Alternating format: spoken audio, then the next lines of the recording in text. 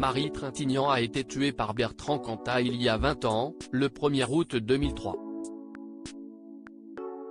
La sachant en état de mort cérébrale, Lambert Wilson avait tenté de la ramener à la vie. Ou au moins de l'accompagner. Il y a des anniversaires que l'on préférerait ne pas célébrer.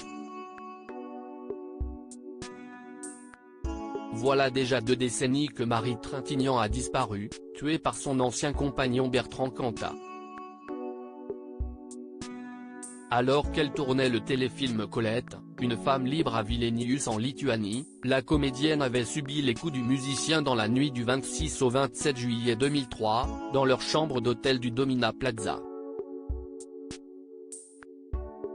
Rapatriée en France quelques jours plus tard en état de mort cérébrale, elle a finalement été déclarée morte le 1er août 2003 après des heures de lutte. L'actrice avait notamment bénéficié de l'aide et du soutien de Lambert Wilson, à la demande de Nadine Trintignant.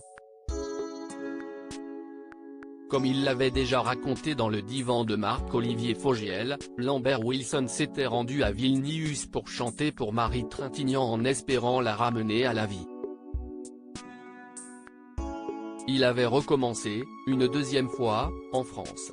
Je me suis précipité à l'hôpital, il était à peu près 23h30, minuit, se souvient-il sur Europe 1 dans l'émission Il n'y a pas qu'une vie dans la vie. Elle était en train de partir. La première nuit à Vilnius j'avais chanté n'importe quoi, des airs classiques, des chansons de variété, des jingles publicitaires. Et là j'ai fait ça pendant 7 heures. Et ce qui était incroyable, d'un point de vue purement médical, si est que plus je chantais, plus son taux d'oxygénation remontait. J'ai voulu lutter contre la machine et ça m'a donné des forces. Je voulais qu'elle remonte. Il est évident qu'elle a envoyé un signal par son corps.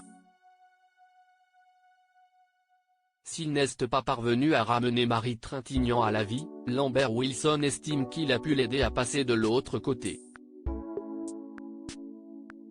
Tout comme Lio, l'acteur faisait partie du cast du téléfilm Colette, une femme libre de Nadine Trintignant. La rage au ventre, il a assisté aux obsèques de sa consoeur, de son amie, le 6 août 2003, au cimetière du Père-Lachaise, dans le 20e arrondissement de Paris. Si est dans sa chambre d'hôpital qu'il lui avait toutefois fait ses adieux.